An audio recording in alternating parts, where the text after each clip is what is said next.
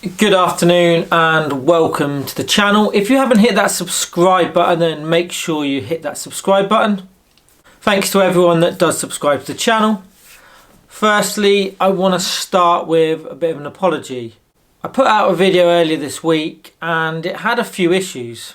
I tried to be clever and change the speed when I was waffling, and unfortunately it seemed to affect the rest of the video, and it was almost like I was speaking. I was like those bad sort of dubbed Japanese movies that we sort of used to get in the like 80s and 90s. It turned out like that. YouTube didn't really like it, so I don't know whether it had anything to do with YouTube. Unfortunately, I was away, so I was unable to rectify the problem. So I just literally took this video down and I decided to reshoot it. Just want to also address a couple of things or points as well. I've had a few messages asking me why there's not been any content or very little content over the last sort of 2-3 weeks. Because before that I was putting out a video maybe every sort of 3, 4, 5 days probably at the most, and we were getting a couple of videos a week. However, we've still got at the moment the Euros are on and England are still in the tournament. When I've put a video out during the Euros, it's really not done anywhere near the views that I expected it to do, which is understandable. People have only got a limited amount of time that they're gonna, or leisure time that they're gonna have to watch YouTube or watch telly, and unfortunately the Euros have become a bit of a priority, and all of us YouTubers have really seen that the numbers have sort of diminished during this particular tournament. I've also had a few car issues and the car is now in the garage, but I spent a couple of days trying to sort that out, trying to get someone to pick it up because the clutch was sticking. The car wouldn't go in gear and it sort of came from nowhere as well. I've had no issues with that car, but just this week, and I've not got a car at the moment, so I'm just borrowing Mum's. That's why I'm at Mum's house again. So I'm borrowing that when I can, when she doesn't need it. But I haven't had any transport, so it's been a case of just borrowing Mum's car and then getting public transport, which was a bit of an eye-opener. Also this week I've been away a little bit, and I put a few clips up now of what I've been doing and where I've been.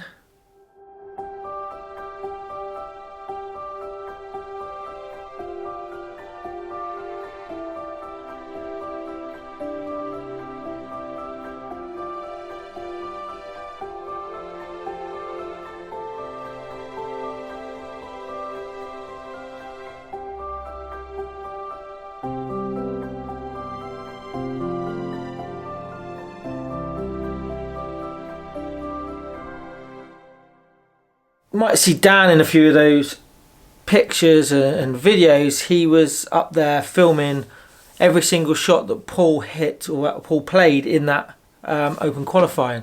So he's putting a video out, I think on the open week. It will probably be Monday or Tuesday.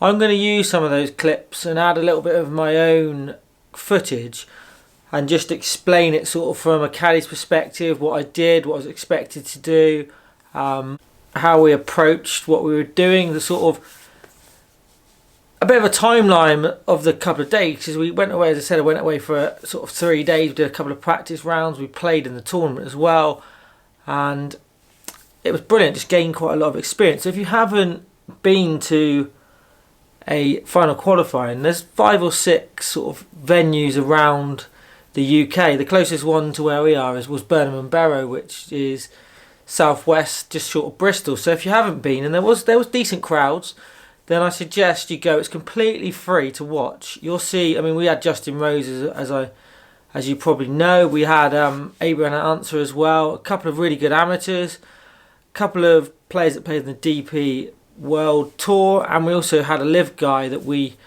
played with in the practice round. It's definitely worth going and travelling, and you know there was one at West Lanc, so they're all covered around the UK, or definitely maybe not the UK, but in England. Next year might be over in Ireland, because I think the Open's at Port Rush. Might be wrong with that one, so just check that one. I think it's in Ireland, I think it's Port Rush, so there might be some qualifying venues nearer to the actual Open venue. But if you get the opportunity to go, like I said, it's completely free, and you'll see some names that you'll know, but you'll also see some up and coming golfers. You'll see some some really good club professionals like Paul, and you'll also see some pros towards the end of their career who have played in Open Championship and Major Championships, who are still trying to play in the Open Championship. Right, back to the big news and the purpose of this particular video. And we're talking about Destination Scratch. This is Destination Scratch, and this is episode 9 of that series. And it's basically not this series. If anyone who's followed it, if you haven't, all the videos are still on the channel. They're in the library, so you can pick them up. There's quite a variety of stuff on there. There's a couple of lessons. There's a gap testing. There's also a couple of competitive rounds. I also talk about how I'm feeling, and it's a series I really like. There's a little bit more flavour to it. There's a little bit of substance to it, and hopefully it's a sort of a journey or a series that you can really get behind. And I know a lot of people have messaged me saying they're really enjoying it. Like I said, if you're following the journey, you'll know that my aim was to try and get to scratch sometime this year, which if I could have done it early enough, I would have tried going to pre-qualifying for the Open, but unfortunately my handicap has just risen. I've gone from 1-0 at the start of the year up to 4.1 I am currently. I don't feel like I'm playing too badly, but my scores are not really reflecting how I feel like I'm playing. And Destination Scratch looks unachievable this year. However, I have had a bit of an idea. The handicap system, sort of 18 months, 2 years ago, changed from a system that we had into a world system which has been in place, I think, for about 10 to 15 years. Without boring you too much, and I will do a separate video on what I think of the world handicap system and how it's developing, how it's being used, and whether I feel like it's good or bad, the positives, the negatives, etc. But quickly, just explaining it, it's basically done over 20 score period, and it's your best 8 scores that count. They're then divided by 8, and then that gives you a handicap index. The handicap index is then put against the slope, which is how hard the golf course is rated, and then that gives you a handicap for the day. That is in its simplest terms. There are other bits and pieces when you play match play or you play stroke play compared to Stableford. Your shots vary, and also depending on what tips you use of the day. But we will go into that in way more detail. We've just literally scratched across the surface. This system that we're in at the moment is very much form based. Like I said, it's 20 rounds of golf. In the past, you could only put a score in a competitive event. So it'd have to be like your monthly medal, your Stablefords, your county events, but you couldn't put general play cards in for it to count for your handicap. This system allows that. So it used to take a considerable amount of time for your handicap to adjust. I would play probably 10 to 12 rounds a year in competitions, which means my handicap would go up, the maximum it could go up, because you'd only go up 0.1 if you were category 1, which was 5 handicap to scratch and below. So if you had 12 bad rounds, you'd go up 1.2 shots. If you started the year at 1, you'd end up at 2.2. If my maths are right, I think that's correct. But you'd also come down 0.1. So if I shot 2 under my handicap, I would come down 0.2.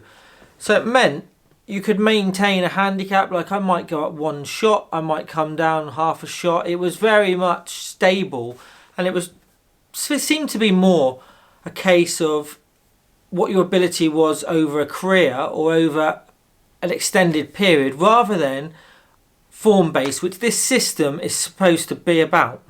So the big news, or the idea I've got, is I'm going to play 20 rounds of golf in 20 days.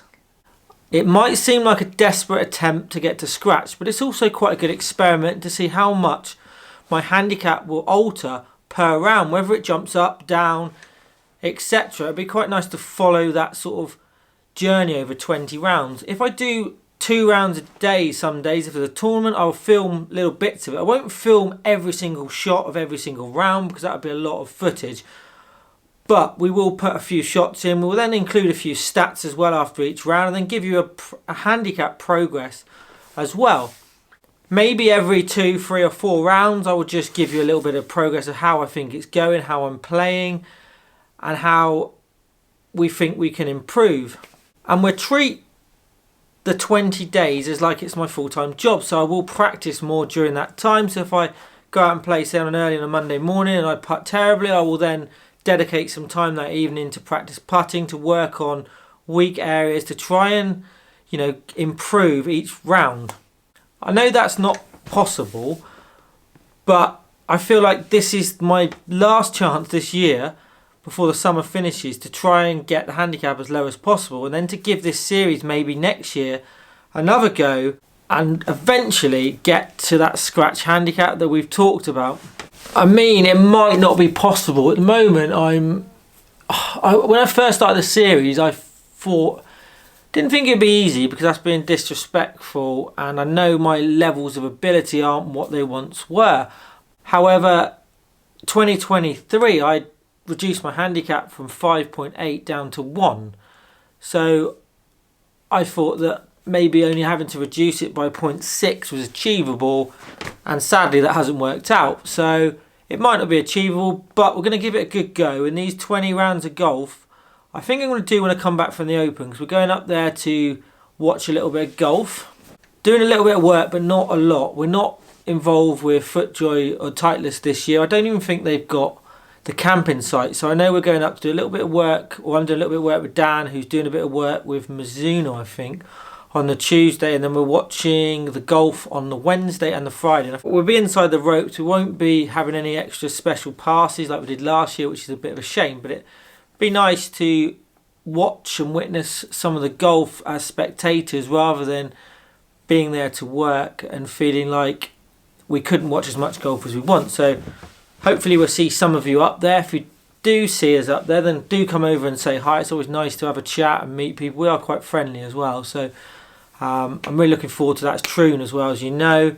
So finally, do you think I can achieve this goal I'm just setting myself? And is it a series you'd want to see? Because obviously I make content not just for myself that I enjoy making, but ideally you'd enjoy it too. So if you don't think it's a very good idea or you're not really interested in it, then I'd like to hear comments below. Like, because if I don't get good feedback, then obviously I won't do it, because there's going to be quite a lot of filming and effort required to do this over 20 days. I've got a couple of dodgy feet as well, so it's not going to be easy. I'm also gonna, as a side note, I haven't done any charity work this year. I've attended a couple of golf days which were raising money for various charities, but in the past we've done quite a bit of work for Prostate Cancer UK. So I'm actually going to put like a Just Giving page up, which I'll stick the link on some social media at a later date, and I might even do another video just to say when I'm starting this. Be nice if a few people who want to contribute can, and we raise a little bit of money as well, because it's always quite a good bit of motivation. I mean, you could sponsor me per birdie, maybe, I don't know. You have to work out how many birdies you think I'm going to have and how much you want to donate, I guess. I might also set myself a target, and for every, I don't know, every shot that I don't make it, I'll donate some money as well to that charity. It's a charity that's quite close to my heart. My dad had prostate cancer when he died. It didn't kill him, but he did have it, and I know that a few of my dad's friends and a few younger people as well are suffering or are dealing with prostate cancer. So it'd be nice to raise a little bit of money and a little bit of awareness as well to this brilliant charity. And make sure you go get tested. I got tested last year because it runs in my family. It's literally a blood test. It takes a couple of minutes, but it could save your life. And if it's detected early enough, it's not a massive issue. So get yourself tested for any of you gents that are over 40. Anyway, thanks for watching. Remember, hit that subscribe button, like this video, and comment below. Do you want to see this series? Is this series a good idea?